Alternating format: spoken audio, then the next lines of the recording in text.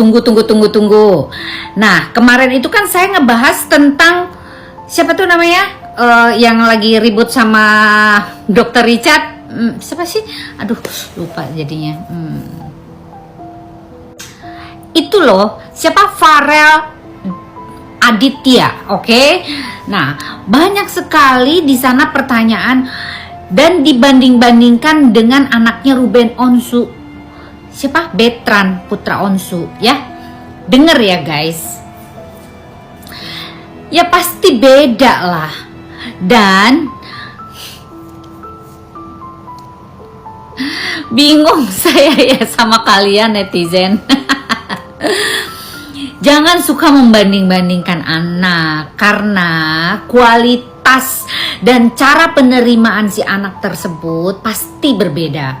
Apalagi Bertrand itu kan sudah dididik dan diambil oleh Ruben itu sejak kecil. Jadi karakternya itu belum terbentuk guys, gitu loh. Maka diasuh oleh Bertrand, terbentuklah dia jadi orang yang lebih baik. Karena orang yang mendidiknya itu adalah orang yang terpelajar, orang yang mengerti akan edukasi, orang yang paham tentang psikologis manusia, psikologis Bertrandnya itu sendiri. Berbeda dengan kondisinya Farel. Kalau Farel itu anak yang sudah dewasa, cukup dewasa, sudah 17 tahun, dan selama ini dia tidak ada pola asuh dari orang tua dan dia dididik oleh neneknya. Nenek beda dong dengan Ruben sama Sarwenda. Cara berpikirnya pun juga milenial barangkali. Nah, secara nenek mungkin konservatif, bener nggak? Itu aja udah berbeda latar belakangnya. Jadi kalian janganlah membanding-bandingkan antara Bertrand dan Farel. Farel udah pasti tidak mungkin sama seperti Bertrand. Oke, kita nggak usah ngomong Bertrand deh, kasihan dia. Bagaimanapun dia anak yang hebat, anak yang berprestasi, anak yang memang berbakti kepada Ruben dan Sarwenda. Titik. Ya, saya lagi membahas tentang Farel. Farel itu kondisinya itu dulunya tidak ada kasih sayang dari orang tua, ditinggalkan orang tua, sehingga dia terbentuk dengan jiwa dan karakter yang rapuh gitu loh. Walaupun dia mungkin pintar di sekolah secara akademik, tapi dalam sisi EQ, emotional intelligence-nya itu belum terbentuk dengan baik gitu loh guys. Maka dari itu, apalagi dia itu kan selalu curhat di sosial media, dan itu udah menjadi kebiasaan dan habitnya dia gitu loh.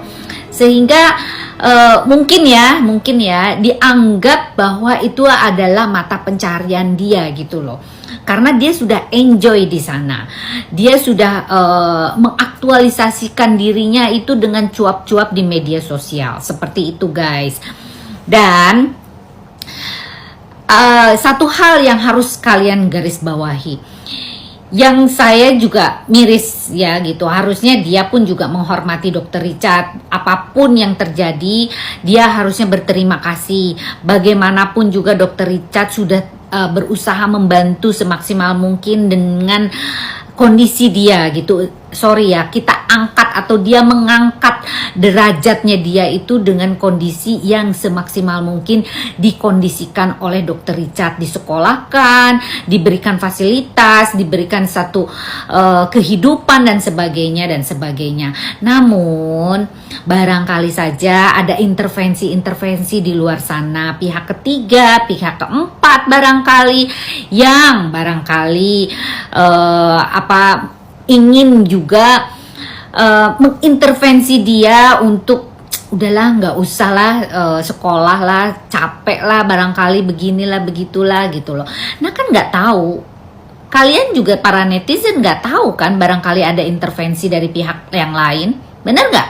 Nah jadi kita harus bijaksana. Dokter Richard juga mungkin ada rasa sakit hati karena merasa kok dia sudah berbuat baik tapi dia tidak dihargai dan sebagainya. Kita apresiasi terhadap Dokter Richard yang selalu berbuat baik kepada orang lain.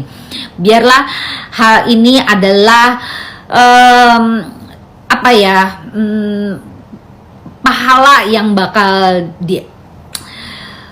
diberikan Tuhan untuk Dr. Richard seperti itu ya. Semoga ya dok ya. Namun kita juga berharap kepada Farel, dia harus benar-benar punya pendirian. Sekarang ini dia kan sudah terombang-ambing tuh, sekolah aja udah enggak jadinya, terus dia entah di mana sekarang. Sudahlah, orang yang begitu artinya dia tidak punya kekuatan hati, dan mungkin pengaruh luarnya lebih kuat dibandingkan dengan karakter yang ada di dalam diri dia. Karakter dia tuh sudah hampir terbentuk. Nah inilah makanya dia tidak mempunyai pendirian, dia tidak mempunyai keputusan dia hanya emosi semata.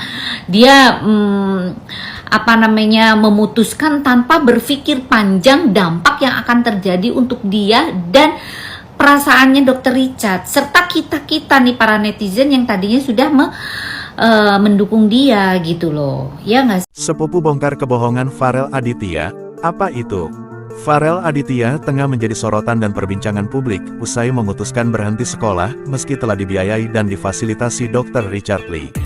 Kini, satu persatu orang mulai muncul dan mengungkapkan kebohongan yang selama ini dilakukan Farel Aditya. Baru-baru ini muncul laki-laki bernama Muhammad Rizky Pratama yang mengaku sebagai sepupu Farel Aditya. Rizky pun mengungkapkan apa yang disampaikan oleh Farel Aditya mengenai orang tuanya tidak benar. Rizky pun meminta agar Farel Aditya bercerita secara jujur mengenai kehidupannya. Tolong cerita yang jujur.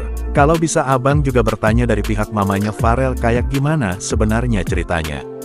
Kan Farel waktu kejadian masih kecil, jadi dia masih belum tahu cerita yang sebenarnya, tulis Rizky dalam kolom komentar yang diunggah ulang akun Instagram. Rizky menyebutkan, Farel Aditya akan dibawa ibunya ketika bercerai dengan ayahnya.